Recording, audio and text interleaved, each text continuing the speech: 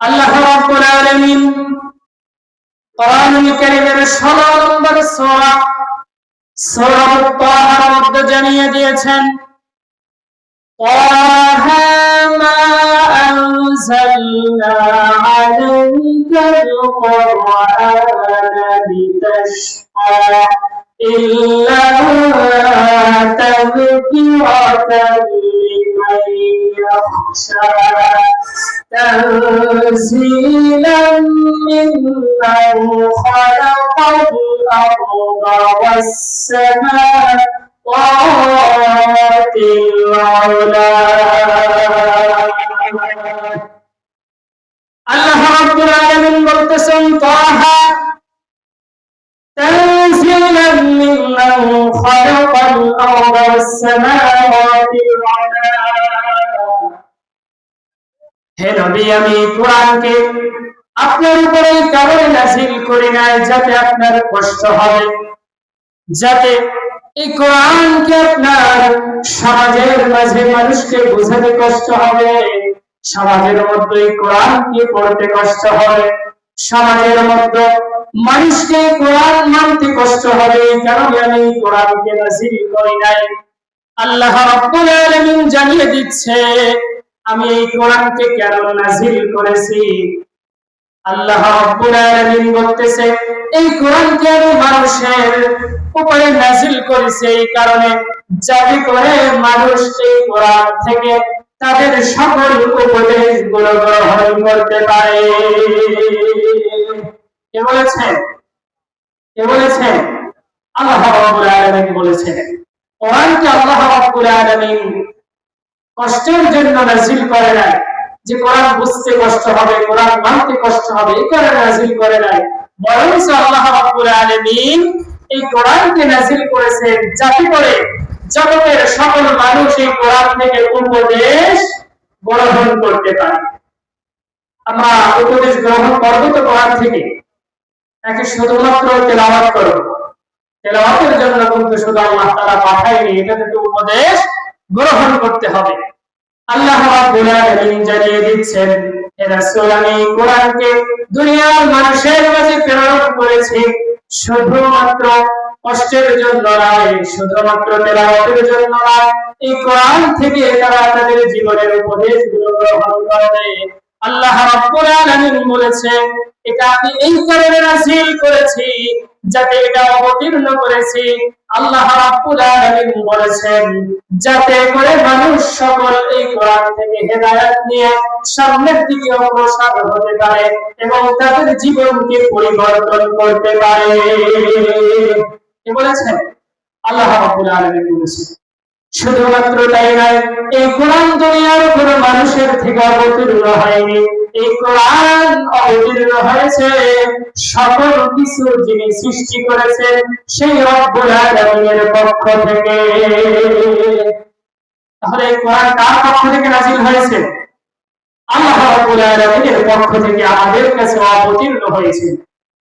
যদি আল্লাহ রাব্বুল আলামিনের কাছ থেকে অবতীর্ণ হয় তাহলে কোরআনকে মানার প্রয়োজন আছে কি নেই?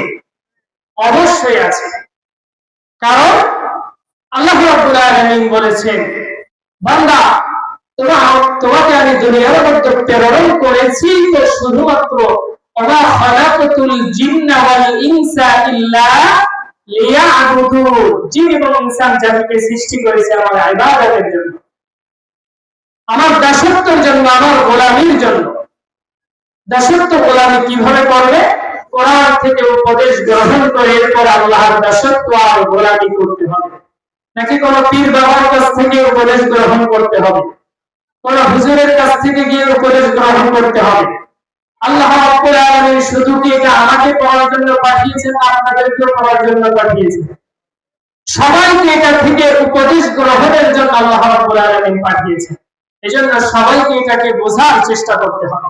যদি বুঝতে পারি তাহলে জীবন হয়তো ধর্মের দিকে চলে যাবে, উপকারের দিকে চলে যাবে।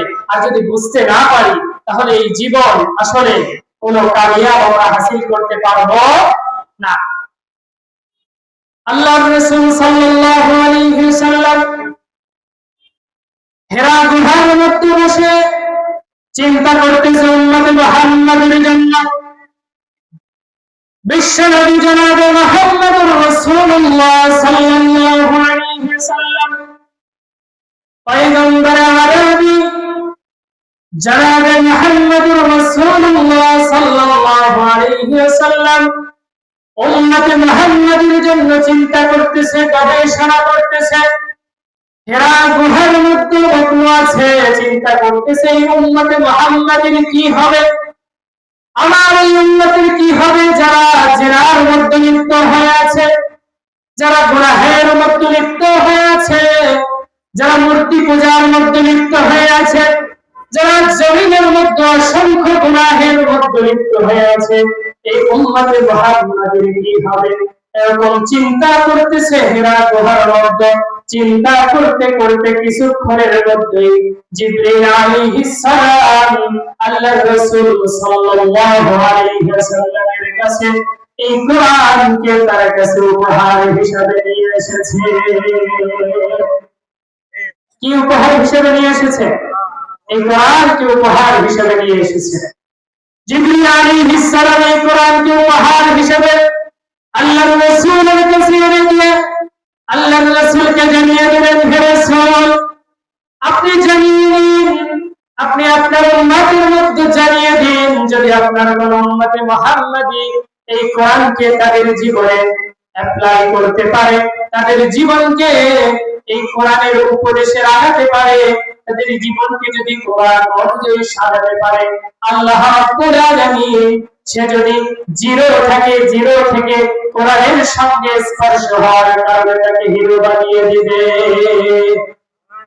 আল্লাহর রাসূল সাল্লাল্লাহু আলাইহি ওয়াসাল্লামকে কথা জানিয়ে দিয়েছেন, হে রাসূল, আপনি আপনার উম্মতে মুহাম্মাদের মধ্যে জানিয়ে দিন, যদি কোন উম্মতে মুহাম্মাদি জমিনের মধ্যে হিরো থাকে, অনেক ক্ষমতাশালী থাকে, অনেক টাকা পয়সার মালিক থাকে, অনেক ধন দৌলতের মালিক থাকে, সব কিছু আছে, সৌন্দর্যের কোনো কমতি নাই, টাকা পয়সার কোনো কমতি নাই, ক্ষমতার কোনো কমতি নাই, সবকিছু তার কাছে আছে, কিন্তু তারপরেও সে কোরআন থেকে দূরে সরে গিয়েছে, কোরআন থেকে মুখ ফিরিয়ে নিয়েছে।